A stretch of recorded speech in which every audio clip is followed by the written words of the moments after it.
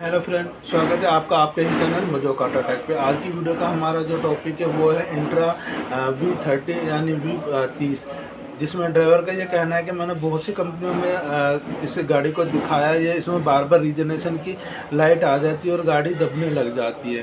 तो मैं जिस भी कंपनी में गया हूँ हर बार वो रीजनरेशन करते हैं। 10-12 किलोमीटर के बाद मेरी लाइटें वापसी आ जाती हैं और गाड़ी की लो पिकअप की प्रॉब्लम आ जाती है। तो हमने आपके का नाम बहुत सुना था, हमने ड्राइवर का कहना था कि हमने आपकी यूट्यूब पे वीडियो भी देखी थी, इसलिए हम आपके पास आए हैं। तो आप हमारी गाड़ी की प्रॉब्लम सॉल्व करिए।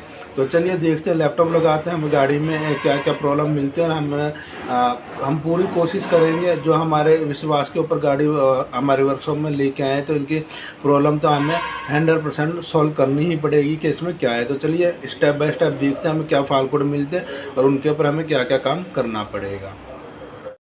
आगे बढ़ने से पहले फ्रेंड, हमारे यूट्यूब का एक और चैनल है जिसका नाम है मजोका टेक। उस चैनल पे हम यूट्यूब संबंधी टिप्स के ऊपर वीडियो डालते हैं। आप सभी से रिक्वेस्ट है कि उस चैनल का हमारा सपोर्ट कीजिए। हम कितनी मेहनत से आपके लिए बहुत ही अच्छी जानकारी वाली वीडियो बनाते हैं, उसके बदले में हम आपसे कुछ भी नहीं चाहते हैं, सिर्फ लाइक चाहते हैं और कमेंट्स चाहते हैं। और आप हमारा थोड़ा सा सपोर्ट कीजिए, हमारे उस चैनल को आगे बढ़ाने में हमारी हेल्प कीजिए। तो जल्दी से जाइए उस हमारे चैनल पे मजोका टैग पे, वहाँ पर उस चैनल को सब्सक्राइब कीजिए और वीडियो देख के हमारे वॉच टाइम कंप्लीट करवाने में हमारी हेल्प कीजिए। अगर आप से वो चैनल सर्च नहीं हो पा रहा है मजोका टैग के नाम से, तो हम इस वीडियो के एंड स्क्रीन में उसका लिंक दे देंगे। तो प्लीज़ फ्रेंड वहाँ जाके चैनल को हमारे सपोर्ट ज़रूर कीजिएगा। तो चलिए वीडियो को हम आगे बढ़ाते हैं।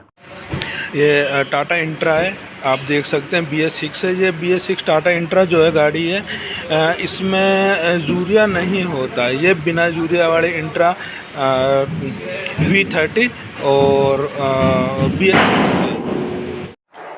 गाड़ी के साथ लैपटॉप कनेक्ट करने के बाद हमें ये कुछ फाल कोड देखने को मिला। पहला जो फाल कोड है हमारा वो है particular filter reduction suit to high. तो इसमें कहने का मतलब है कि हमारा जो सूट की वैल्यू है वो बहुत ही हाई हो चुकी है और ये कन्फर्म में आया हुआ है। दूसरा भी हमारा पर्टिकुलर फ़िल्टर का ही बता रहा है, उसमें भी सूट की वैल्यू हाई हुई है, जिसकी वजह से जो हमारा फाल कोड आया है। और तीसरा जो फाल कोड हमें देखने को मिल रहा है वो है नॉक्स अबाउट इफेक्टिव बिलो थ्रोड। इसका कहने का मतलब है कि जो हमारा नॉक्स की वैल्यू है वो कम नहीं हो रही है, वो इफ़ेक्टिव हो रही है, यानी वो सही नॉक्स कन्वर्जन नहीं हो रहा, जिसकी वजह से हमारा ये फाल कोड आया है। तो अब हमें ये चीज़ तो समझ में आ रही है कि हमारा कहीं ना कहीं जो सूट है वो बढ़ रहा है, उसी की वजह से हमारा नॉक्स कम नहीं हो रहा है। तो हमें नॉक्स को ना पकड़ के हमें सूट लोड के ऊपर ही काम करना पड़ेगा। नॉक्स हमारा क्यों बढ़ा है इसके ऊपर भी हमें बात करनी पड़ेगी। नॉक्स बढ़ने के जो मेन कारण होते हैं वो टर्बो ऑयल तो नहीं उठा रहा, इंजन ऑयल तो नहीं उठा रहा, हमारे एयर फिल्टर चौक तो नहीं है, या हमारा कोई इंटिकुलर चौक भी हो सकता है। तो ये सारी चीज़ें हैं, हम स्टेप बाय स्टेप चेक करते हैं। सबसे पहले हम एयर फिल्टर को खोल के देखते हैं कि उसमें सबसे पहले हमने जब ये फ़िल्टर को खोल के देखा है तो ये देखिए बहुत ही ज़्यादा चौक हो रखा है। तो चलिए ये तो ठीक है, हम एक बार साइलेंसर खुलवा लेते हैं इसे। ये हमने डेल्टा प्रेशर सेंसर खोल लिया है, आप देख लीजिए ये 3 पिन का होता है और ये पाइप है हमारे। अब हम इन पाइपों को अलग करेंगे इसमें से और इन्हें चेक करेंगे ये चौक तो नहीं है।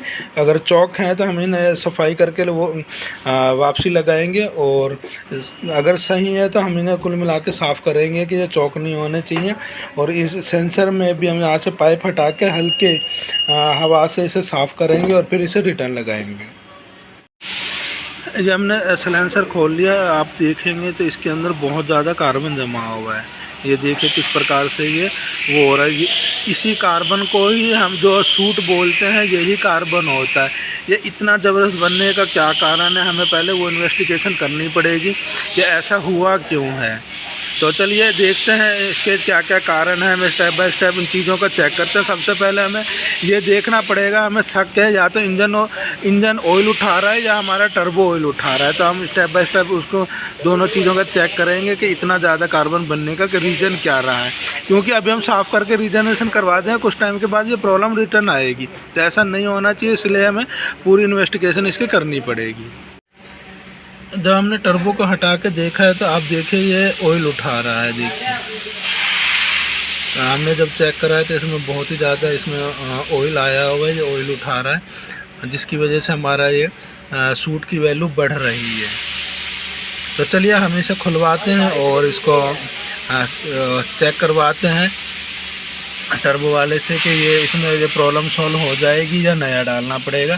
तो उनकी रिपोर्ट के ऊपर हम काम करेंगे, जैसा भी हमें रिपोर्ट मिलती है हम आगे इसके ऊपर डिस्कस कर लेंगे।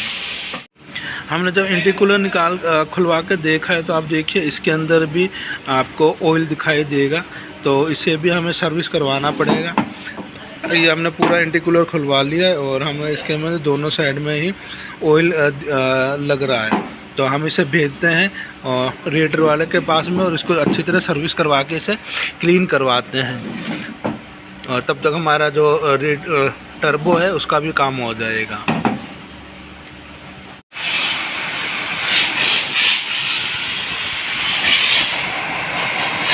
देख सकते हैं इसके अंदर कितना ये कार्बन जमा हुआ जो निकल रहा है। तो इसे अच्छी तरह से हम हवा मारेंगे।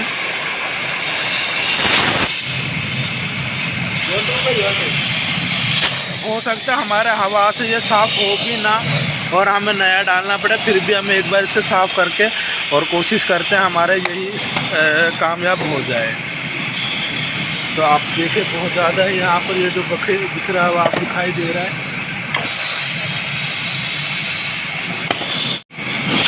थोड़ा थोड़ा हिला के कर इसको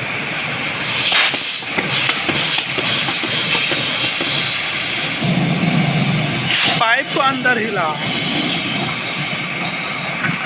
हाँ ऐसे। ये देखिए कितना ज़बरदस्त कचरा निकल रहा है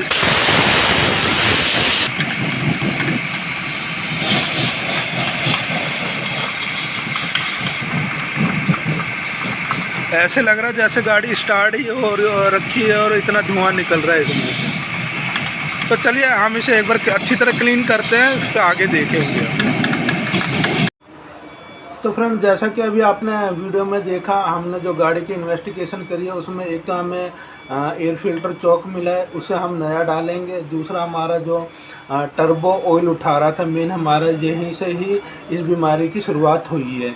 तो हमने टर्बो को भी होल सेट वाले के पास भेजा है, उसने इसमें सर्विस के लिए जो किट होता है इसमें वो डालने के लिए बोला है, और वो अभी उसके पास अवेलेबल था नहीं, उसने कहा मंगवाना पड़ेगा। तो कस्टमर ने कहा है कि आप इसका काम नहीं करवाना है मुझे टर्बो का, अगर आपको इसमें प्रॉब्लम मिलती है तो आप नया ही डालिए। तो नया भी टर्बो चार्जर अभी हमारे पास है नहीं, हमने ऑर्डर दिया है, 1-2 दिन में जैसे ही वो आ जाता है हम उसके ऊपर बाकी काम करेंगे। दूसरा हमें जो प्रॉब्लम मिली है हमारे इंटरकूलर, जिस हिसाब का जो टर्बो चार्जर वो ऑयल उठा रहा था उस हिसाब से हमें ये शक था कि कहीं ना कहीं इंटरकूलर में भी हमारा ऑयल आया होगा। तो हमने उसे भी खोला है, तो आपने भी देखा है उसके अंदर भी हमारा ऑयल आया था। वो तो कोई ज़्यादा दिक्कत नहीं है, वो इंटरकूलर हमारा रेटर वाले से साफ़ करवा लेंगे, वो तो हो जाएगा। उसके बाद जो हमारा जो साइलेंसर है वो भी आप लोगों ने देखा है कि बहुत ही ज़्यादा चौक था, और हमने आपको दिखाया भी है जब उसमें हवा मार रहे हैं तो उसमें कितना ज़्यादा कार्बन निकल रहा है। तो उसे भी हम प्रॉपर अच्छी तरीके से साफ़ करेंगे और तब तक हमारा टर्बो आ जाता है। तो ये सारे काम करने के बाद हम फिटिंग करेंगे, उसके बाद गाड़ी की आगे की पोजीशन देखते हैं कि हमारी गाड़ी में क्या क्या मैटर, कुछ हमारी यहीं तक की प्रॉब्लम सोल्व होती है नहीं होती है। जो हम साइलेंसर साफ़ करेंगे क्या वो हमारा सक्सेस होता है या नहीं होता, हो सकता है हमें साइलेंसर भी नया डालना पड़े। तो कस्टमर के पैसे बचाने के लिए और हम अपनी तरफ से भी कोशिश करते हैं कि हाँ यही साइलेंसर अच्छी तरह हम प्रॉपर साफ़ कर लें और ये हमारा यही काम कर जाए। तो चलिए आज की वीडियो के लिए बस इतना ही। जब ये टर्बो आ जाएगा हम सारी चीज़ों को काम करने के बाद आगे की वीडियो पे फिर हम बात फिर करेंगे कि इस गाड़ी का आगे का क्या मैटर रहा। तो आज की वीडियो के लिए बस इतना ही। अगर आपको वीडियो पसंद आए तो वीडियो को लाइक कीजिए, शेयर कीजिए। अगर आप चैनल पर नए हैं तो चैनल को सब्सक्राइब जरूर कर दीजिए, क्योंकि हम इस प्रकार की वीडियो बनाते रहते हैं। मिलते हैं नेक्स्ट वीडियो में किसी और टॉपिक के ऊपर।